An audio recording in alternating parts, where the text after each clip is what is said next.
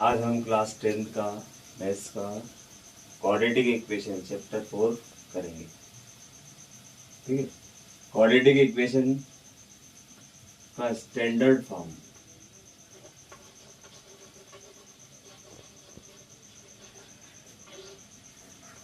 Standard form होता है X square plus B X plus C equal to 0। ठीक है, इसमें ए बी और सी ये जो है ये रियल नंबर है और एक्स जो है वो वेरिएबल है। ठीक है, अब इसमें सॉल्यूशन फाइंड करने के लिए दो मेथड है। फर्स्ट मेथड है factorisation method.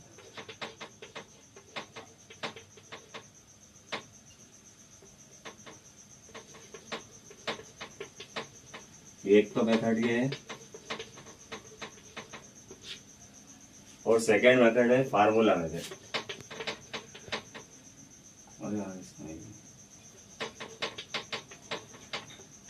Formula method. Factorisation method में हम मिडिल टर्म को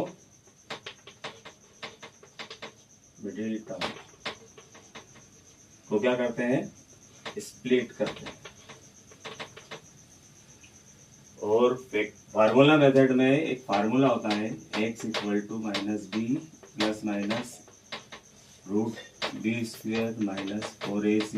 मेथड में एक फार्मूला होता है x equal to minus B plus minus root B square minus 4ac upon 2a।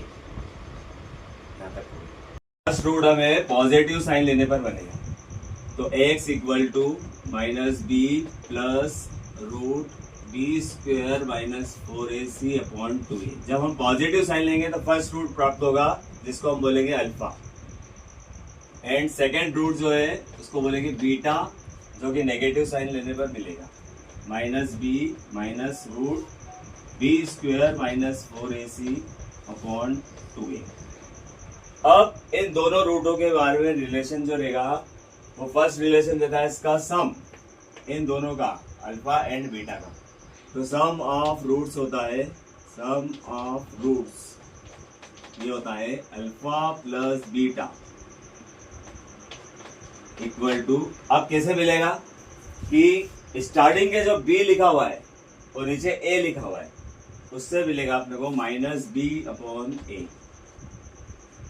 And second relation मिलेगा product of roots, product of roots. ये कैसे मिलेगा हमको, जब हम दोनों का लास्ट वाली जो टर्म्स है, एक तो सी है दोनों में और लास्ट में नीचे ए है अपॉन, तो सी अपॉन ए। इस प्रकार से हमको दो रूट्स प्राप्त होंगे, उनका रिलेशन बनेगा alpha plus beta and alpha into beta. हमने सीखा है sum of roots and product of roots. अब हम क्वाड्रेटिक इक्वेशन का नेचर देखेंगे। नेचर में हमको जो हमने फार्मूला लिखा था X equal to minus B plus minus root B square minus 4ac upon 2a, ये जो फार्मूला लिखा था इसके अंदर रूट वाले जो टर्म्स है बी स्क्वायर माइनस 4ac, इससे हमको इस क्वाड्रेटिक इक्वेशन का नेचर प्राप्त होगा। तो नेचर में क्या होगा, if b square minus 4ac greater than 0, अगर 0 से बड़ा है तो रूट्स जो हमारे पास कैसे आएंगे, real roots, real roots. And B square minus 4ac अगर लेस देन है 0 से, इन्हें नेगेटिव है, तो क्या आएंगे, no real roots, no real roots.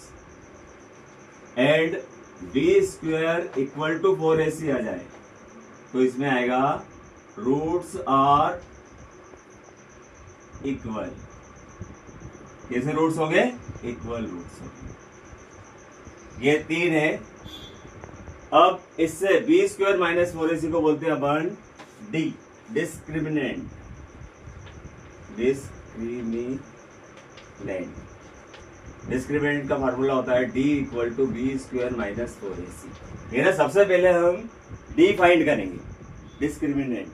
वो क्या होता है, जो रूट वाले जो नंबर है बीच में जो लिखा है बी स्क्वायर माइनस 4ac, इसको डिस्क्रिमिनेंट बोलते हैं। अब डिस्क्रिमिनेंट फाइंड करने के बाद में हमें नेचर प्राप्त होगा बी स्क्वायर माइनस 4ac अगर ग्रेटर देन 0 यानी पॉजिटिव है तो रूट्स कैसे आएंगे, रियल आएंगे। B square minus 4ac less than है 0 से यानी नेगेटिव है तो कैसे आएंगे, no real roots. And B square equal to 4ac अगर आ जाए हमारा तो रूट्स कैसे होंगे, इक्वल रूट्स होंगे। क्वाड्रेटिक इक्वेशन के बारे में हमने सब कुछ सीख लिया है, sum of roots, product of roots, nature भी सीख लिया है। अब इसका यूज बताएंगे कि इसका यूज क्या होता है। तो क्वाड्रेटिक इक्वेशन का यूज होता है, ये होती है क्वाड्रेटिक इक्वेशन। इसका यूज ये होता है कि मान लो हमने कोई प्लॉट लिया,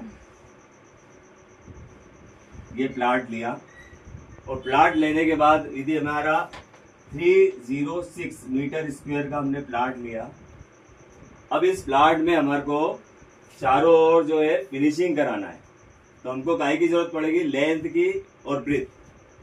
अब क्वेश्चन है कि लेंथ जो है वो ब्रीथ से 1 मोर देन है, ब्रीथ से 1 मोर देन। तो आपको बताना है कि इसकी कितनी लेंथ लेना चाहिए और कितनी ब्रीथ लेना चाहिए। तो फर्स्टली हम ब्रीथ को तो मानेंगे x, let breadth equal to x metre. And length जो है वो कैसे मिलेगी, जो हमको रिलेशन दिया है। क्या रिलेशन दिया है कि लेंथ जो है वो ब्रीथ से 1 मोर देन है। तो 1 मोर देन का मतलब होगा x प्लस 1। तो हमारा एरिया का जो फार्मूला होता है, area of plot equal to होगा लेंथ इंटू ब्रीथ। अब एरिया तो हमारे पास है 306 मीटर स्क्वायर, लेंथ हमारी है x प्लस 1, इसमें मल्टीप्लाई करेंगे अपन ब्रीथ का, ब्रीथ मीन्स x का। तो हमारी क्वाड्रेटिक इक्वेशन बनेगी। अब वो किस प्रकार बनेगी, जब हम मल्टीप्लाई करेंगे तो x में x का मल्टीप्लाई करेंगे तो आएगा we get x square, and 1 में x का मल्टीप्लाई करेंगे तो बनेगा 1x। और क्वाड्रेटिक इक्वेशन में लास्ट में 0 होता है और इधर कांस्टेंट रहता है, कांस्टेंट टर्म्स, तो इसलिए 306 को हम इधर ले आएंगे तो ये हो जाएगा क्वाड्रेटिक इक्वेशन। अब इसको सॉल्व करने के लिए मैंने 2 मेथड बताई थी, एक तो फार्मूला मेथड एंड एक दूसरी बताई थी मैंने फैक्टराइजेशन मेथड। तो फैक्टराइजेशन मेथड में और फार्मूला मेथड में आंसर तो दोनों का सेम आएगा। अब वो किस प्रकार से, पहले हम फैक्टराइजेशन मेथड से करेंगे।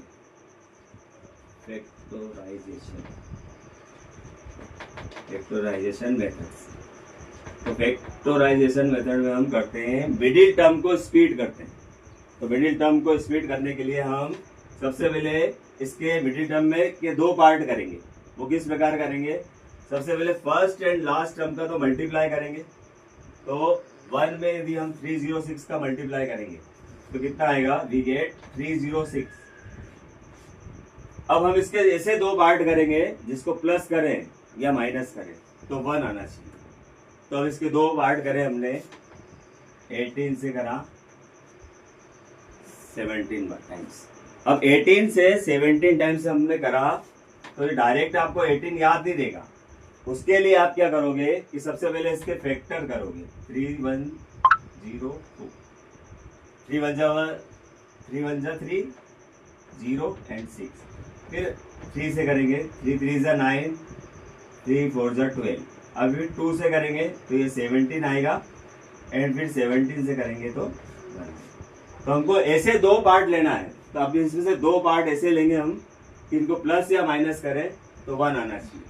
तो सबसे पहले पहला पार्ट तो अपन ये ले लेते हैं, 3 3 जा 9, 9 2 जा 18। एक पार्ट तो हम ले लेते हैं 18 और दूसरा पार्ट लेते हैं 17। बीच में x है तो दोनों तरफ x लगाएंगे। अब इन दोनों को सब्ट्रैक्ट करेंगे तो हमारा आएगा इस प्रकार से प्राप्त, एक्स square plus 18x minus 17x minus 306 equal to 0।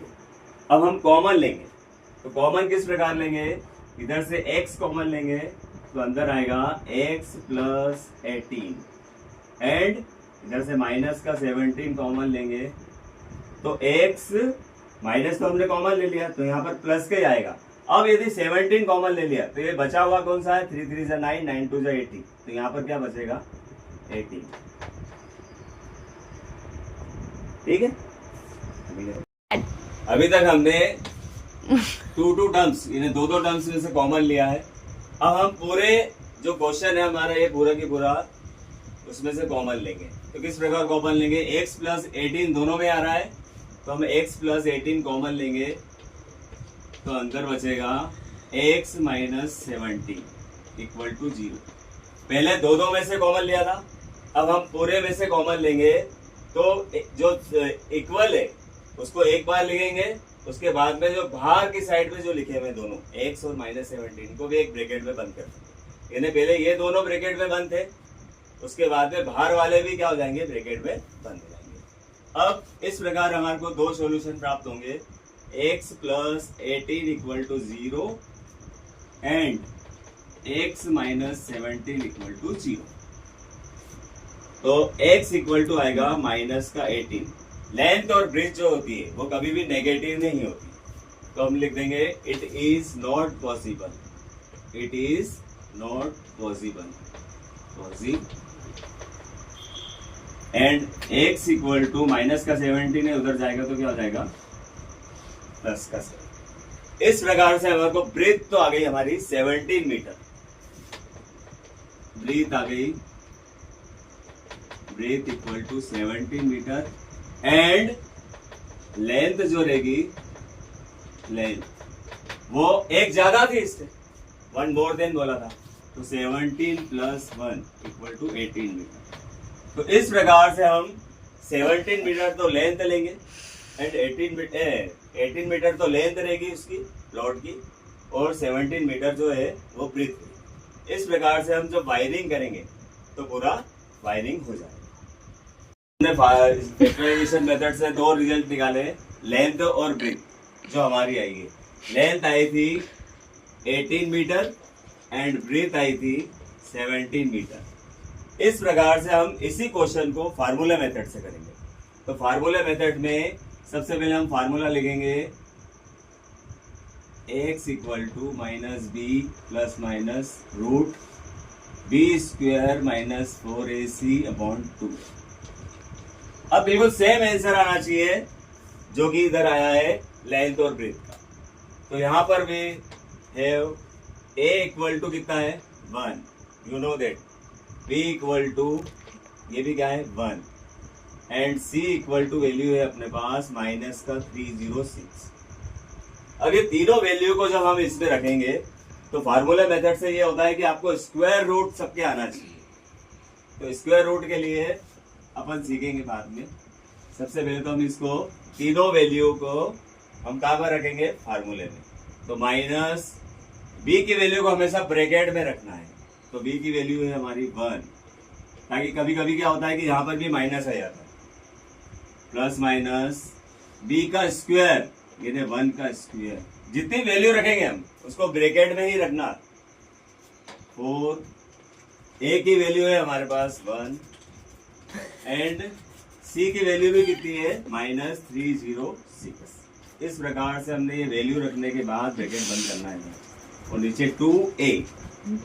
अब हम इसको सॉल्व कैसे करते हैं, सॉल्व करना बिल्कुल आराम से करना है और स्टेप बाय स्टेप करना है। उसके लिए सबसे बढ़िया तरीका ये है कि अपॉन वाला जो साइन है उसको पहले बना लो, ये चिन्ह जो है उसको पहले बना। अब हमारा -1 प्लस माइनस रूट। अब एक एक स्टेप को सॉल्व करेंगे, पहले रूट वाले नंबर्स को सॉल्व करना है। तो 1 का जो स्क्वायर करते हैं तो 1 इंटू 1 तो क्या आएगा, वी गेट 1। अब यहाँ पर देखो सबका इंटू करना है हमारे को, तो पहले साइन जो है उनका इंटू करना। तो साइन कौन कौन से हैं, इधर भी माइनस है इधर भी माइनस है, तो माइनस माइनस तो प्लस हो गया। अब 306 में हम जब 4 का मल्टीप्लाई करेंगे तो 306 में 4 का मल्टीप्लाई करेंगे तो 6 4 जा 24 और यहाँ पर हमारा आएगा 12, तो आएगा 1 2 2 4 और नीचे 2 बन जा। इस प्रकार से जब हम मल्टीप्लाई भी कर लेंगे तो हमारे को स्क्वायर रूट के अंदर एक ही नंबर प्राप्त होगा, वो होगा -1 प्लस माइनस 1 2 2 5 और अपॉन में 2। अब इसका स्क्वायर रूट कैसे निकालेंगे? तो स्क्वायर रूट निकालने के लिए सबसे पहले हम फैक्टर करेंगे किसके? 1 2 2 5 के। तो लास्ट में 5 है, तो आप किसी भी बड़े नंबर से भी पहले कर सकते हैं, जरूरी नहीं है कि इसको 3 से भी करके देखें। तो 5 से कर रहे हैं हम, तो 5 2 जा 10 या 2 बचेगा, 5 4 जा 20 और 5 5 जा 25। फिर वापस से 5 से करेंगे तो 5 4 जा 20, 5 9 जा 45। फिर 7 से करेंगे, फिर 7 से करेंगे। तो इस प्रकार से हमारे को फैक्टर आएंगे इसके 5 × 5 × 7 × 7। अब दो के पेयर लेंगे, स्क्वायर रूट का रूल है कि दो के पेयर लेते हैं। तो ये 5 का पेयर आएगा एक तो हमारे पास, और एक आएगा 7 का पेयर। ये 17 में समझ लेना, 7 का पेयर है, तो ये आएगा 35। तो हमारे पास we get square root of 1225 equal to 35 upon 2। इस प्रकार से हमारे को जब स्क्वायर रूट भी आ गया तो हमारे पास दो साइन दिख रहे हैं, एक पॉजिटिव साइन दिख रहा है और दूसरा नेगेटिव साइन दिख रहा है। तो पहले पॉजिटिव साइन लेंगे, टेकिंग पॉजिटिव साइन, और इधर लेंगे अपन टेकिंग नेगेटिव साइन। अब पॉजिटिव साइन और नेगेटिव साइन लेने का मतलब ये है कि पॉजिटिव लेंगे तो केवल प्लस वाला जो साइन दिख रहा है, बाकी सब नंबर को वैसे के वैसे लिखना। तो एक आएगा अल्फा, जो एक्स बोलते हैं जिसको, x equal to -1 plus 35 upon 2, और सेकेंड वाला आएगा उसको बोलते हैं beta, x equal to -1 minus 35 upon 2। अब मैंने पहले ही बता दिया है कि लेंथ और ब्रेथ हमेशा पॉजिटिव होती है, नेगेटिव नहीं होती है। तो जब हम इसका आंसर निकालेंगे तो -1 और -25 35, तो -36 आएगा, उसको डिवाइडेड बाय 2 करेंगे तो माइनस में आंसर आएगा। तो ये तो इम्पॉसिबल हो जाएगा। और जब हम x इक्वल टू यहाँ पर लेंगे 35 में से 1 को माइनस करेंगे तो 34 अपॉन 2 आएगा। जब इसको डिवाइड करेंगे तो आएगा 70, और इसको डिवाइड करेंगे तो क्या आएगा 80। तो इस प्रकार से माइनस में आएगा ये वाला जो आंसर है वो काय में आएगा नेगेटिव। तो इसको तो हम इम्पॉसिबल लिख देंगे। तो हमारे पास x इक्वल टू 17 आया, तो इसका मतलब जो हमारा ब्रीथ आई है वो 17 मीटर रहेगी, और जब उसमें एक प्लस करेंगे तो कितना आएगा 18। तो इस प्रकार से दोनों सेम आंसर हमको प्राप्त हो। ठीक है, अब हम इसको चेक भी कर लेते हैं कि हमारे दोनों आंसर इक्वल बराबर है कि नहीं है। तो चेक कैसे करेंगे? जब हम दोनों का लेंथ का और ब्रेथ का मल्टीप्लाई करेंगे तो हमारा पास आना चाहिए 306 आना चाहिए। तो लेंथ कितनी आई हमारी 18 और ये आया 17। दोनों का multiply length into breadth equal to area, ये हमारा एरिया था 306। तो 8 7 जा 56, 7 1 जा 7, 8 9 10 11 12, और यहाँ मल्टीप्लाई करेंगे 1 से तो बिल्कुल एज इट इज वैसे ही करना। तो ये आएगा 603, बिल्कुल 101% आंसर सही। तो दोनों मेथड्स को मैंने सिखाया। ठीक है, ओके, गुड नाइट। अब दोनों आंसर बिल्कुल सेम आ गए और हमने मल्टीप्लाई करके भी देख लिया कि हमारा जो एरिया है वो 306 था, वही की वही आया। लेंथ इंटू ब्रेथ, लेंथ और ब्रेथ का इंटू करा तो 306 आया। तो हमारा जो प्लॉट था वो कितने एरिया का था? 306 का था। लेकिन हमारा आंसर जो है वो 101% बिल्कुल करेक्ट है। और अब हम अगला वाला जो है अगला वीडियो बनाएंगे, अगला तैयारी करेंगे।